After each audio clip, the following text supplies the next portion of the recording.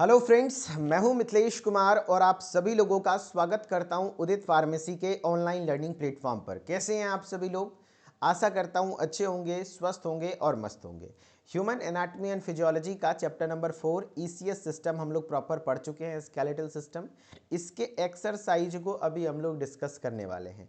Exercise में हम लोग क्या क्या डिस्कस करेंगे, इस चैप्टर से किस तरीके के एमसीक्यू पूछे जाते हैं, जो पूछे गए हैं प्रीवियस ईयर में, देखता हूं आपसे बनता है कि नहीं। फिर short answer type question and long answer type question भी देखेंगे और कुछ very short answer type question भी देखने वाले हैं। ठीक है, सबसे पहला क्वेश्चन है आपके स्क्रीन पर, इसका जवाब आप सभी लोग देने का काम करिएगा। पहला क्वेश्चन है, study of bone, study of bone is called as. Bone की स्टडी को क्या कहते हैं? ऑस्टियोलॉजी कहते हैं, ऑन्कोलॉजी कहते हैं, साइटोलॉजी कहते हैं या हिस्टोलॉजी कहते हैं? तो स्टडी ऑफ बोन, बोन के अध्ययन को हम लोग क्या कहते हैं? ऑस्टियोलॉजी कहते हैं। ग्रेट, ऑस्टियोलॉजी कहते हैं। अच्छा, ऑन्कोलॉजी का मतलब क्या है? ऑन्कोलॉजी का मतलब क्या है? तो स्टडी ऑफ कैंसर, है ना, स्टडी ऑफ कैंसर, कैंसर के अध्ययन को ऑन्कोलॉजी कहा जाता है। Very good. साइटोलॉजी मतलब क्या है? स्टडी ऑफ सेल, बहुत बढ़िया। और फिर हिस्टोलॉजी मतलब क्या होता है? Study of, very good, study of tissues, very good, studies of tissues, tissues के अध्ययन को हिस्टोलॉजी कहते हैं। ऑस्टियोलॉजी में, है ना, ऑस्टियोलॉजी में आपका हो जाता है किस चीज़ की स्टडी होती है? बोन की स्टडी होती है। अच्छा, अगर आपसे सवाल आ जाए हिमेटोलॉजी का मतलब क्या होता है, तो सब लोग बताओ हिमेटोलॉजी, हिमेटोलॉजी का मतलब क्या होता है? हिमेटोलॉजी का मतलब क्या होता है? तो हिमेटो में हीम वर्ड आ रहा है, हीम मतलब होता है ब्लड, ब्लड की स्टडी को हिमेटोलॉजी कहा जाता है। अच्छा, कार्डियोलॉजी, ऐसे सवाल एक आध गो हर बार आ जाते हैं। कार्डियोलॉजी का मतलब क्या हो जाएगा? तो यहाँ कार्डियो मतलब होता है हार्ट, तो यहाँ पे हो जाएगा हार्ट की स्टडी को कार्डियोलॉजी कहते हैं। गुड, चलो दूसरा क्वेश्चन देखते हैं। Which of these is not a function of skeletal system, इसमें से कौन सा स्केलेटल सिस्टम का फंक्शन नहीं है? ठीक है, पहला ऑप्शन है मिनरल स्टोरेज, मिनरल्स जैसे कैल्शियम, फॉस्फोरस, है ना, कैल्शियम, फॉस्फोरस, फॉस्फोरस को कौन स्टोर करता है? तो आपको पता है कैल्शियम फॉस्फोरस वगैरह आपके बोन में स्टोर होता है, तो कहीं ना कहीं आपका ये मिनरल स्टोरेज का काम तो करता है। दूसरा, ऑर्गन का प्रोटेक्शन करना, तो प्रोटेक्शन ऑफ ऑर्गन भी हमारा स्केलेटल सिस्टम का फंक्शन है। कैसे? तो देखो, जैसे आपका ये रिब्स है, स्टर्नम है, ये आपके हार्ट को प्रोटेक्ट कर रहा है, लंग्स को प्रोटेक्ट कर रहा है। वैसे क्रेनियम हड्डी है, लेकिन आपका ब्रेन को प्रोटेक्ट कर रहा है, तो ये भी काम है मूवमेंट करवाने में। यस, बिल्कुल, जो आपके स्केलेटल सिस्टम में आपके जॉइंट्स आते हैं, तो जॉइंट्स के बिना मूवमेंट तो पॉसिबल ही नहीं है। मेटाबॉलिज्म काम नहीं है किसका? मेटाबॉलिज्म काम हमारे स्केलेटल सिस्टम का नहीं है। मेटाबॉलिज्म यहाँ पर इसके नहीं होता है, तो ये हो जाएगा, क्या बोला? Not a function. कौन सा फंक्शन नहीं है? तो आंसर हो जाएगा मेटाबॉलिज्म। ग्रेट, बहुत बढ़िया। आज के क्लास में जो भी मैं करवा रहा हूँ ये प्रीवियस ईयर क्वेश्चन है। अब एक बच्चा पूछ रहा है, सर मेटाबॉलिज्म होता क्या है? तो metabolism is a living reaction, क्या है? Living reaction occurs in our body, living reaction, living reaction, है ना, ऑकर्स इन आवर बॉडी, जो हमारे बॉडी में होती है। जैसे हमारे बॉडी में होने वाले रिएक्शन को, जैव रासायनिक अभिक्रिया को मेटाबॉलिज्म कहते हैं। अब मेटाबॉलिज्म अलग से दो टाइप के होते हैं, एक होता है कैटाबॉलिज्म और एक होता है एनाबॉलिज्म।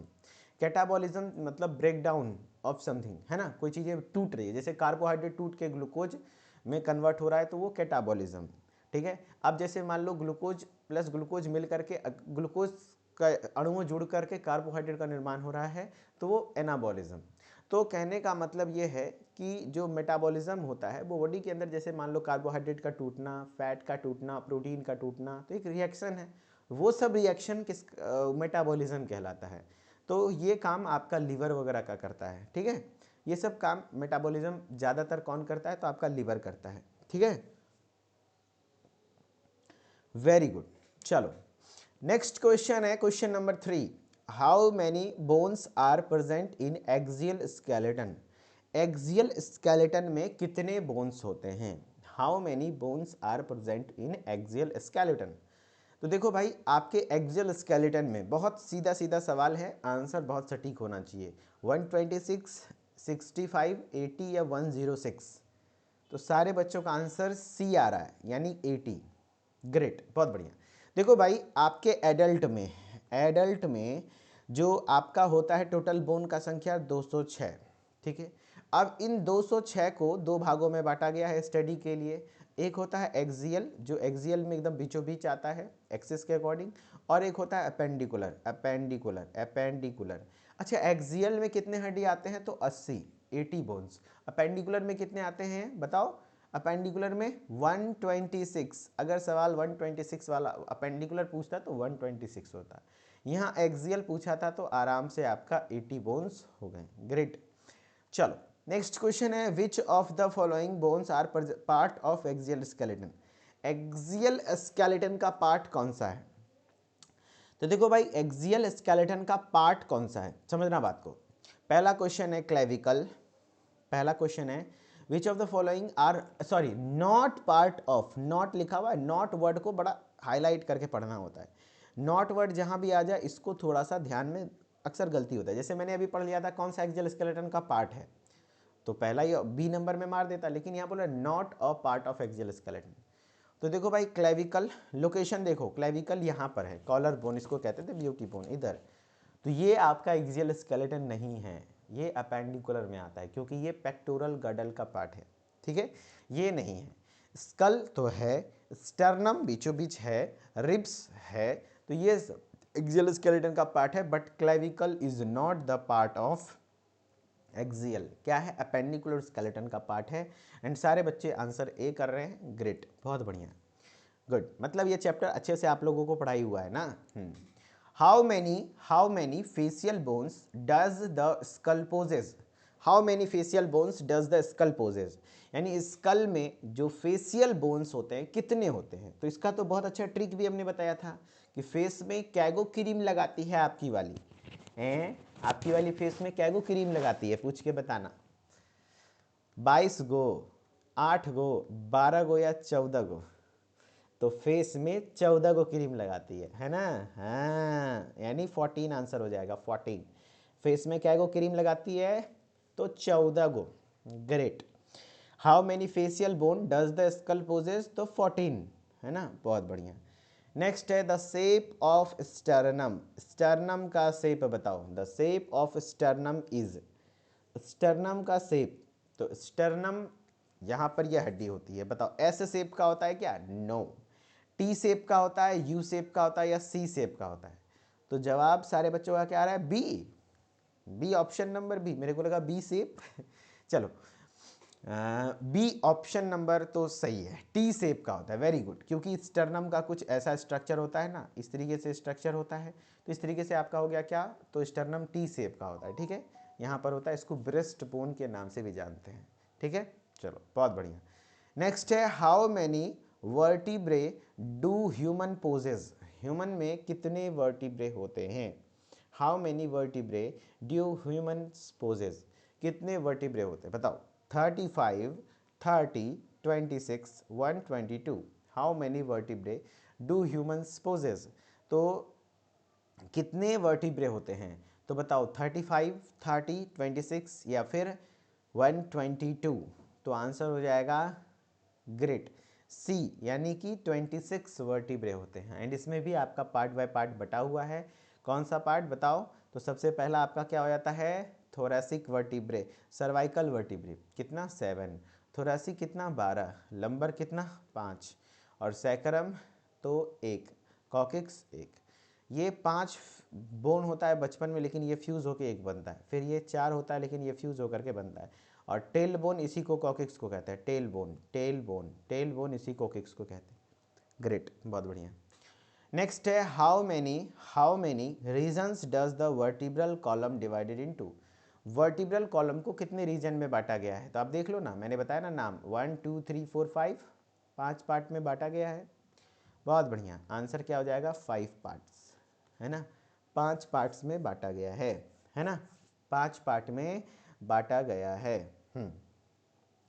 क्वेश्चन है how many phalanges are there in single hand. Single hand में, एक हाथ में कितने फैलेंजेस होते हैं? कितने फैलेंजेस होते हैं? एक हैंड में कितने फैलेंजेस होते हैं? How many phalanges are there in single hand? 10, 15, 14, 12। बताओ how many phalanges are there in single hand. तो फैलेंजेस मतलब क्या होता है? जो इसको डिजिट्स भी कहते हैं, उंगली के, उंगली में कितने हड्डियां होती हैं एक सिंगल हैंड में? तो आपका कितना होता है? 14। फैलेंजेस की संख्या कितनी होती है? 14। बहुत बढ़िया, फैलेंजेस की संख्या होती है 14। हाँ, है ना। चलो, the upper expanded part of hip bone is called as. Hip bone का नाम कॉक्सल बोन भी होता है। कॉक्सल बोन, कॉक्सल बोन इस तरीके का था, ठीक है, और इधर से भी एक था, यहाँ के जुटता था, और इधर से सैक्रम आकर के जुटता था, ठीक है। तो इसका जो अपर एक्सपेंडेड पार्ट है वो हिस्सा इलियम कहलाता था। पता है ना, 3 पार्ट से बनता है, ilium, ischium, pubis. Ischium, pubis, तो इलियम इसका सबसे एक्सपेंडेड वाला पार्ट इलियम कहलाता था। इलियम, है ना, इलियम कहलाता था। ग्रेट। नेक्स्ट है विच is the longest bone of human body. लंबी हड्डी, विच is the longest bone of human body. Human body की सबसे लंबी हड्डी कौन सी है? Tarsal, femur, patella, tibia. Which is the longest bone of human body. Human body की सबसे लंबी हड्डी कौन सी है? बताओ। बहुत बढ़िया, है ना। हाँ, ये हुई ना बात। Which is the longest bone of human body. तो लॉन्गेस्ट बोन क्या हो जाएगा? Tarsal, no, femur. Very good, femur को हम लोग थाई बोन भी कहते हैं, थाई बोन। एवर इसको आप लोग ये भी कह सकते हो कि लॉन्गेस्ट एंड स्ट्रॉन्गेस्ट बोन, सबसे लंबी और मजबूत हड्डी होती है। ग्रेट। नेक्स्ट है which of the following is the longest bone of the four limb. इस बार सवाल चेंज हुआ है। फोर लिम्ब की सबसे लंबी हड्डी कौन सी होती है? फोर लिम्ब मतलब क्या होता है ना, पता है ना? ये पूरे पैर की नहीं बात हो रही है, ये सिर्फ फोर लिम्ब की बात हो रही है, यानी हाथ की, है ना। फोर लिम्ब मतलब होता है हाथ, है ना। हिंड लिम्ब मतलब होता है पैर। हिंड लिम्ब मतलब याद रख लेना आप लोग, पैर। हिंड लिम्ब का मतलब होता है पैर, ठीक है। चलो, तो आपका फोर लिम्ब में सबसे लंबी हड्डी ह्यूमरस, अल्ना, रेडियस, कार्पल्स। तो आंसर हो जाएगा ए, है ना, ह्यूमरस, ठीक है।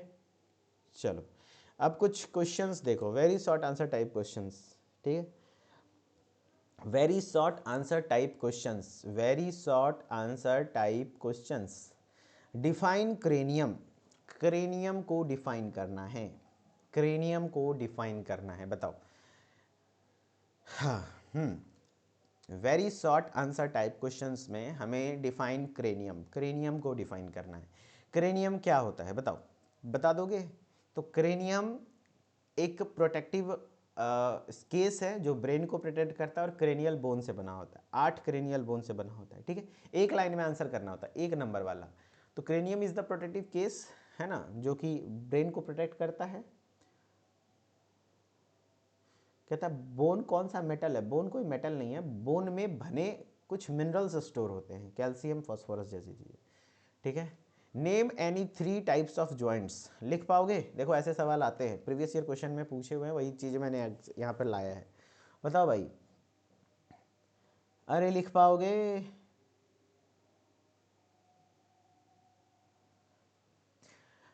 Name any 3 types of joint. तो आंसर क्या हो जाएगा बताओ? सबसे पहले लिखना आप लोग फाइब्रस जॉइंट, फाइब्रस जॉइंट, फिर कार्टिलेजिनस जॉइंट, उसके बाद साइनोवियल जॉइंट। वेरी गुड, हो सके तो एग्जाम्पल भी दे देना। फाइब्रस जॉइंट क्या क्या एग्जाम्पल हो जाएगा? तो आपका स्कल के अंदर जो स्कल जो है ना, उसमें सूचर्स जो है वो सब। कार्टिलेजिनस जो वर्टिब्रल कॉलम के जॉइंट्स हैं, एंड साइनोवियल तो फ्रीली मूवेबल जॉइंट होते हैं, ठीक है। हाँ, ग्रेट। चलो, अब बात करते हैं आपसे कि give one example of synovial joint. Synovial joint के एग्जाम्पल बताओ। Give one example of synovial joint. Synovial joint अलग से 5-6 टाइप्स के होते हैं, तो उसमें आपका कोई बोलेगा एक एग्जाम्पल। तो सबसे पॉपुलर एग्जाम्पल है ball and socket joint, ball and socket joint, ball and socket joint, ठीक है। And ball and socket joint कैसा होता है बताओ भाई?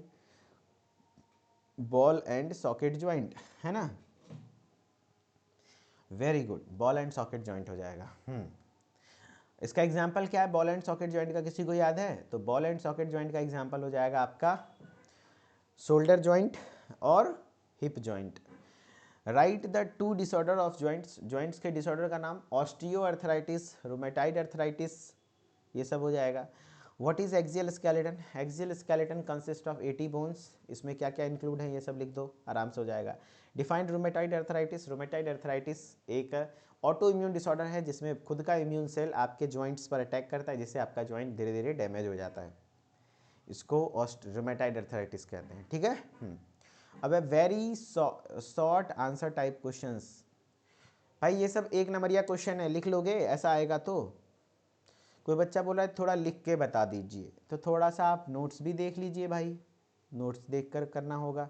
हाँ, मेरा फेस पता नहीं क्यों कैमरे वाले को दुश्मनी हो गई है, हमको येलो की दिखा देता है मेरा कैमरा वाला ना, मारे मारा तुम्हारा तो कैमरा को ना हम सुधार देंगे। देखो यही चीज़ है, कैमरा को हिलाएंगे थोड़ा सा बस सही हो जाएगा। कैमरा का मेरा फोकल लेंथ गड़बड़ा आ गया लगता है, एक तो गरीबी में आटा गील हो रहा है, वाईफाई ख़राब हो गया, ठीक है, ऊपर से ये मेरा कैमरा हमको बर्बाद करके रखेगा। चलिए, वेरी गुड, ग्रेट, है ना। चलो हो गया, नोट्स में सबका आंसर लिखा है ना दोस्त? बोला कैमरा भी चेंज कर लीजिए, पैकेट ढीला हो गया यार। हाँ गुड, ये सब आपको वेरी शॉर्ट आंसर, देखो भाई जो भी ऐप के स्टूडेंट हैं प्रॉपर क्लासेस कर रहे हैं तो वो बच्चे इसके आंसर को लिखने का प्रैक्टिस करिएगा, ठीक है। ये क्वेश्चंस हैं जिसको लिखना है आपको आंसर, सब कुछ करवाया हुआ है, ठीक है, थोड़ा सा आपको मेहनत करना है। Right a note on vertebral column with diagram, vertebral column का डायग्राम भी इंपॉर्टेंट है। वर्टिब्रल कॉलम क्या होते हैं और उसमें कितने सेगमेंट में बटा होता है, और उसके साथ साथ उसके डायग्राम को भी बनाना है, बन जाएगा। हाँ, इस पेन से थोड़ा राइटिंग अच्छा नहीं बैठता, खैर मेरी राइटिंग उतनी अच्छी है भी नहीं, लेकिन हाँ चलो मैं कोशिश करूँगा अच्छे से लिखने का। Give a note on upper and lower limbs, vertebral column के ऊपर लिख पाओगे? नहीं लिख पाओगे तो बोलो, मैं नोट्स दिखा देता हूँ कि क्या लिखना है वर्टिब्रल कॉलम में नोट्स में। चलो कुछ क्वेश्चंस के आंसर करके दिखाते हैं। देखो भाई वर्टिब्रल कॉलम से सवाल आए हुए हैं, क्लास नोट्स ओपन किया जाए। चलिए आपके स्क्रीन पे क्लास नोट्स है और इसमें वर्टिब्रल कॉलम जहाँ पर मैंने पढ़ाया था वो टॉपिक ओपन किया जाए। चलो यहाँ पे आपका वर्टिब्रल कॉलम ओपन हो गया, वर्टिब्रल कॉलम ओपन हो गया। तो वर्टिब्रल कॉलम में आप क्या क्या लिखेंगे? देखो यहाँ पे वर्टिब्रल कॉलम पर टॉपिक है, क्या कह रहा है, वर्टिब्रल कॉलम को ही हम क्या कहते हैं? स्पाइन कहते हैं या बैकबोन कहते हैं। कितने अच्छे से आंसर लिखा हुआ है, स्पाइन बैकबोन कहा जाता है या तो स्पाइन कहा जाता है, ठीक है। ये central axis of the body है, बॉडी का एकदम सेंट्रल एक्सिस है, और आपका इसमें 26 इंटरलॉकिंग लॉकिंग बोन्स होते हैं जो कि प्रोटेक्ट करता है स्पाइनल कॉर्ड को, ठीक है। हाँ ये सब चीज़ें, और डायग्राम देखो कितने अच्छे से दिया हुआ है, तो आपको ये डायग्राम बनाना होगा। आप ये वाला मत बनाना, मैं कहूँगा ये आदमी वाला मत बनाना, लेकिन एक इस तरीके से रफली एक डायग्राम पेंसिल से बनाने आना चाहिए जिसमें आप दिखा सको कि ये सर्वाइकल वर्टिब्रे 7 होते हैं, थोरेसिक वर्टिब्रे 12 होते हैं, लंबर 5 होते हैं, सैक्रम 5, सैक्रम 1 है, 5 फ्यूज 5 पहले था फ्यूज होके बना, कॉकिक्स भी 4 से फ्यूज होके 1 बना, ठीक है। तो ये डायग्राम बना देना है। एंड उसके बाद आपको अगर लॉन्ग क्वेश्चन में वर्टिब्रल कॉलम के बारे में डिटेल में आ गया तो 1 बाय 1 आपको लिखना भी पड़ेगा कि सर्वाइकल रीजन के बारे में, cervical region C1 to C7 तक होता है। देखो भाई आपको डिपेंड करता है कि क्वेश्चन कैसे हैं, क्वेश्चन कैसा है इस पर डिपेंड करता है, ठीक है। अगर यही क्वेश्चन वर्टिब्रल कॉलम के बारे में 1 मार्क्स में पूछे तो आप सिंपली लिख दो, it is also known as backbone and it consist of 26 bones, है ना, and it is divided into 5 parts, है ना। सर्वाइकल थोड़ा उतना तो लिखने की भी जरूरत नहीं है, 2 लाइन लिख दोगे काम हो जाएगा। लेकिन अगर 3 नंबर के क्वेश्चन में आ गए तब तो आपको कम से कम एक पैराग्राफ लिखना होगा और इसके डायग्राम बनाने होंगे, एंड उसके साथ उसके टाइप्स को कम से कम नाम तो मेंशन करना होगा कि 5 प्रकार हैं, पांचों के नंबर्स को मेंशन करना होगा, कौन कितना होता है। एंड अगर लॉन्ग क्वेश्चन में आ गए तो उसको हर एक पार्ट को भी एक्सप्लेन करना होगा, सर्वाइकल रीजन को, थोरेसिक रीजन को, लंबर रीजन को, सैक्रल रीजन को, ठीक है। समझ रहे हो बात को? हाँ, तो ये चीजें इस तरीके से आंसर लिखी जाती हैं, ठीक है। तो थोड़ा सा मेहनत करोगे दोस्त तो सारा का आंसर भी मिलेगा, सब कुछ पढ़ा दिए हैं इस चैप्टर में, है ना। चलो नेक्स्ट है upper, give a note on upper limb and lower limb. Upper limb और लोअर लिम्ब पर लिखना है ना, अपर लिम्ब और लोअर लिम्ब। और मैं कहूँगा जितना जल्दी हो सके हिंदी का सहारा छोड़ दीजिए। आप जरूरी नहीं है कि आप लोग ना मेहनत नहीं करना चाहते हो, सबसे पहली बात है, सीखने की ललक नहीं है। आपको इंग्लिश में लिखना है, गलत लिखा है या फिर एकदम से स्टेटमेंट सही नहीं लिखा है, फिर भी आप कुछ याद करना नहीं चाह रहे हो, थोड़ा सा नोट्स को पढ़ो, आंसर लिखने की देख कर ही प्रैक्टिस करो एंड देन उसको बार बार रीड करो, तो आपको बहुत ज़्यादा हेल्प मिलेगा। ठीक है, हाँ। तो अपर लिम्ब और लोअर लिम्ब के बारे में लिखना है, तो अपर लिम्ब में 30 हड्डी है, 30 का नाम लिख देना। लोअर लिम्ब में 30 हड्डी है, उसमें भी लिख देना, है ना। Give the function of synovial joints. बताओ साइनोवियल जॉइंट, देखो क्वेश्चन बने आ गया फंक्शन ऑफ साइनोवियल जॉइंट। अब फंक्शन ऑफ साइनोवियल जॉइंट तो एक चीज है कि भाई फ्रीली मूवेबल होता है, मूवमेंट में हेल्पफुल होता है, लेकिन आपको ये लिखना है कि साइनोवियल जॉइंट होता क्या है, कितने टाइप्स के होते हैं, है ना। इस तरीके से आंसर को लिखने की कोशिश करना है। Good. Right a note on ribs with functions. ठीक है, रिब्स के ऊपर नोट्स लिखना है, बहुत अच्छे से लिख दोगे, ट्रू रिब्स, फॉल्स रिब्स, अच्छे से डायग्राम भी बना देना रिब्स का, रिब्स का डायग्राम, है ना।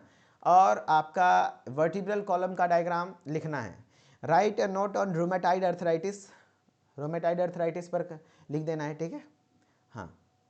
चलो, long answer type question. Long answer type question में पहला क्वेश्चन है right a detailed note on appendicular skeleton.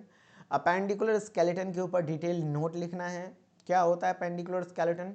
तो अपेंडिकुलर स्केलेटन जैसे बोल दिया पूरा 126 हड्डी, इसमें सब कुछ लिखना पड़ेगा, चारों चीज आपको लिखना पड़ेगा। अपेंडिकुलर स्केलेटन में क्या होते हैं? अपर लिम्ब होता है, पेक्टोरल गर्डल होता है, फिर लोअर लिम्ब होता है, फिर शोल्डर पेल्विक गर्डल होता है। टोटल सबको एक्सप्लेन करना होगा, हो जाएगा ना। हाँ, जो पढ़ाया गया है। Illustrate in brief note on axial skeleton, long question है। अब यहाँ एक्सियल स्केलेटन के बारे में डिटेल में लिखना है। इसका मतलब आपको स्कल लिखना होगा, फेशियल लिखना होगा, रिब्स लिखना होगा, वर्टिब्रल कॉलम लिखना होगा, सब कुछ लिखना होगा। फिर क्वेश्चन है व्हाट आर जॉइंट्स। यही क्वेश्चन में से, यही 4 गो में से आपको एग्जाम में क्वेश्चन आएंगे। ठीक है ना, ध्यान रखना। आपका यही 4 क्वेश्चन में से लॉन्ग क्वेश्चन एक आएगा, या तो अपेंडिकुलर आता है, या तो एक्सियल आता है, या तो जॉइंट्स आता है कि जॉइंट क्या है और इसके क्लासिफिकेशन। क्लासिफिकेशन ऑफ जॉइंट आ गया, यानी कि आपको तीनों टाइप का जॉइंट, फाइब्रस, कार्टिलेजिनस, साइनोवियल, और फिर साइनोवियल का भी क्लासिफिकेशन लिखना होगा, 6 टाइप का एग्जाम्पल, है ना। हाँ, और फिर आपको जॉइंट डिसऑर्डर्स, जैसे आपको arthritis, rheumatoid arthritis, osteoarthritis, got dislocation, ये सब आपको लिखना पड़ेगा, हो जाएगा कंप्लीट। ठीक है, इस तरीके से आप लॉन्ग आंसर टाइप के क्वेश्चन को लिखेंगे। एंड ओवरऑल मैंने सारी चीज़ें थ्योरेटिकल लेक्चर्स में पढ़ाए हैं, तो थ्योरी के लेक्चर्स को पढ़िएगा तो आपको सारी चीज़ें क्लियर हो जाएंगी। ठीक है, चलो, तो फाइनली ये एक्सरसाइज का लेक्चर आपका यहीं पर एंड होता है। Okay, thank you. चलिए फिर मिलते हैं नेक्स्ट लेक्चर में। ओके, धन्यवाद, शुक्रिया।